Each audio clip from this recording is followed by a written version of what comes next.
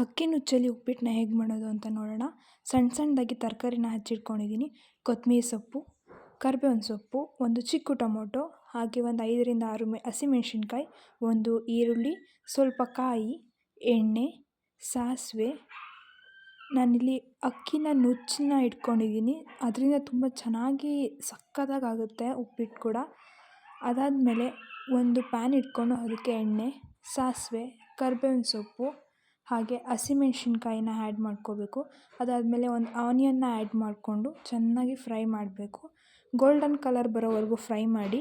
ಅದಾದಮೇಲೆ ಅದಕ್ಕೆ ಒಂದು ಟೊಮೊಟೊನ ಸೇರಿಸ್ಕೋಬೇಕು. ಅದಾದಮೇಲೆ ತರಕಾರಿನ ಆ್ಯಡ್ ಮಾಡಿಕೊಂಡು ಸ್ವಲ್ಪ ಉಪ್ಪನ್ನ ಆ್ಯಡ್ ಮಾಡಿಕೊಂಡು ಚೆನ್ನಾಗಿ ಫ್ರೈ ಮಾಡಿ.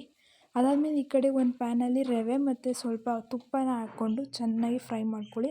ಅದಾದಮೇಲೆ ಇದಕ್ಕೆ ಸ್ವಲ್ಪ ನೀರನ್ನ ಆ್ಯಡ್ ಮಾಡಿ ಗೋಲ್ಡನ್ ಬರೋವರೆಗೂ ಅಕ್ಕಿ ನುಚ್ಚನ್ನ ಚೆನ್ನಾಗಿ ಹುರ್ಕೊಂಡು ಅದಾದಮೇಲೆ ಇದಕ್ಕೆ ಕೊತ್ತಂಬರಿ ಸೊಪ್ಪು ಹಾಗೆ ಕಾಯಿನ ಆ್ಯಡ್ ಮಾಡ್ಕೋಬೇಕು. ಅದಾದಮೇಲೆ ಸ್ವಲ್ಪ ಕುದಿ ಬಂದಮೇಲೆ ಅದಕ್ಕೆ ಅಕ್ಕಿ ನುಚ್ಚನ್ನ ಆ್ಯಡ್ ಮಾಡಿಕೊಂಡು ತಿರುಗಿಸ್ಕೊಂಡ್ರೆ ತುಂಬ ಟೇಸ್ಟಿಯಾಗಿ ಉಪ್ಪಿಟ್ಟು ರೆಡಿ ಆಗುತ್ತೆ.